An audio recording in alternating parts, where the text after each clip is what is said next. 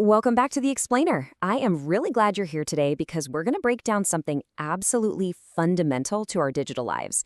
We're looking at exactly how the internet securely gates our data behind the scenes. Think about it. Every single time you open an app, check your bank balance, send a private message, or just pull up directions on a map, there's an API working relentlessly in the background to fetch that data. But before it hands anything over, it needs to verify who you are. So let's just dive right in and unlock API authentication. I want you to think about this for a second. Why is it that you can easily log into your email from your phone, but you absolutely cannot just open up someone else's inbox? I mean, it kind of feels like everyday magic, right? We just take it for granted that our personal data is walled off. But it's not magic. It's a highly orchestrated system, constantly asking two things. Who are you, and should you actually have access to this specific piece of data? That system is literally what keeps the digital world from just descending into total chaos. And the formal name for that system? API Authentication. It's the ultimate gatekeeper, ensuring that only authorized users and applications can actually interact with an API. Without this mechanism, the consequences would be, well, catastrophic. Imagine a world where literally anyone could withdraw money from a bank's API just by guessing the right web URL. No way. That's the high-stakes reality we're dealing with here. Strong authentication mechanisms aren't just a nice-to-have, they're absolutely essential. So here's our roadmap for today's explainer. 1. The Authentication Gatekeeper. 2. API Keys, the VIP Pass. 3. JWT, the Event Wristband. 4. OAuth, third-party access. And 5. Choosing the right method. Okay, Section 1. The Authentication Gatekeeper, protecting the data. Moving right along to Section 2. API Keys, the VIP Pass.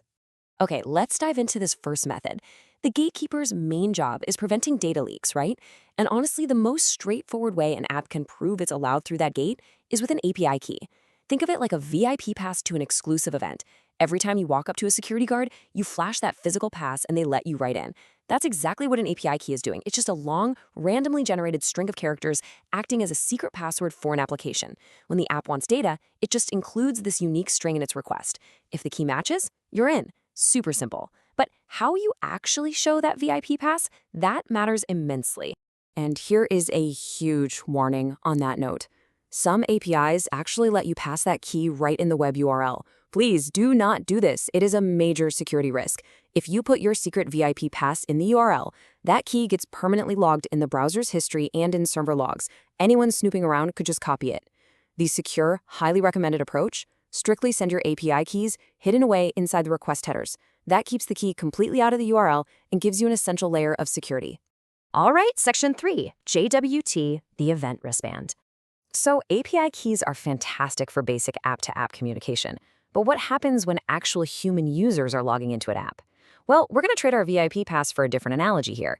JWTs, or JSON Web Tokens, are much more like an event wristband. Picture walking into a massive multi-day music festival. You don't pull out your driver's license at every single stage, right?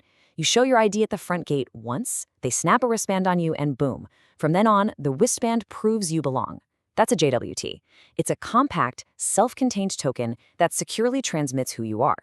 Think about apps like Spotify or Netflix. You log in once with your email, and the JWT lets you browse seamlessly without constantly resending your sensitive password. Now, what's really interesting about this slide is how the token is actually built. Unlike an API key, which is just a random string, a JWT contains structured, verifiable data broken into 3 parts, usually separated by dots.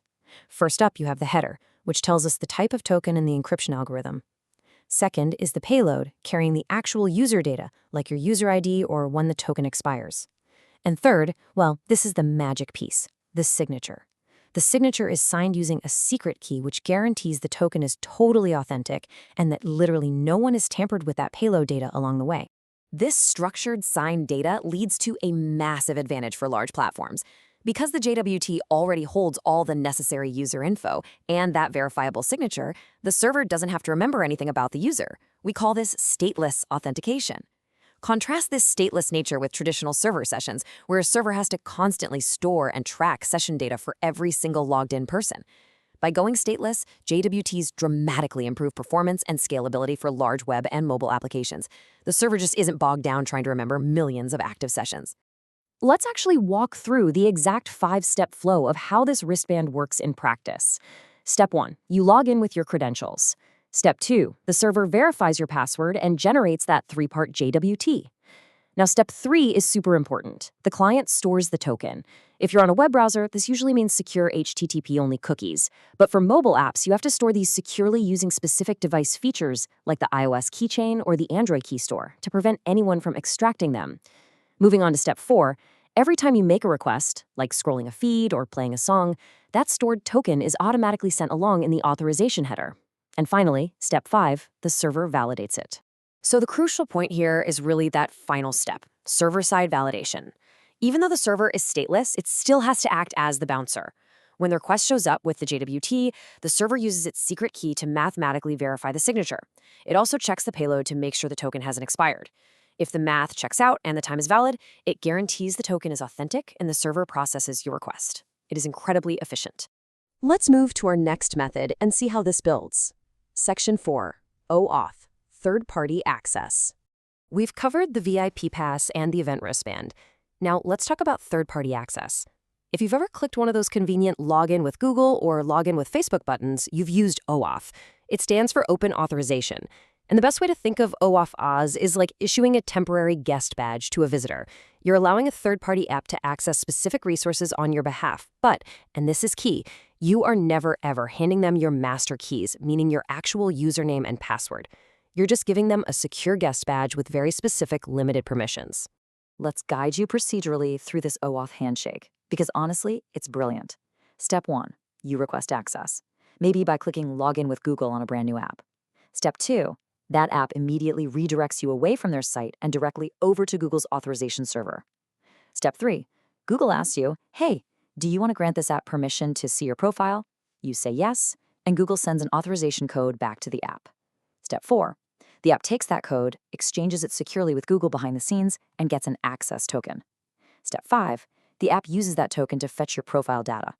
A perfect real-world example is a third-party app that schedules tweets for you.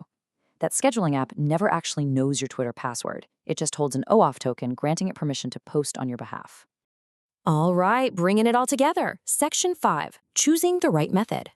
And this brilliantly illustrates our final takeaway. How do you actually choose? Well, if you're building a small internal microservice or just doing simple server-to-server communication where you need a quick way to authenticate, grab an API key. That's your simple VIP pass.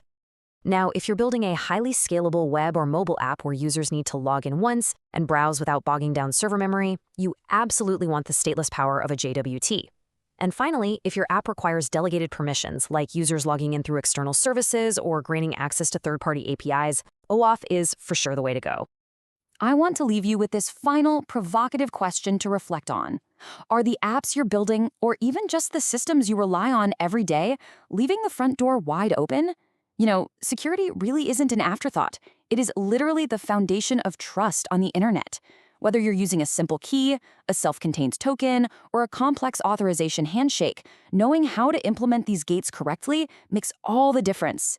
Thank you so much for joining me for today's explainer. Stay curious, stay secure, and I'll catch you in the next one.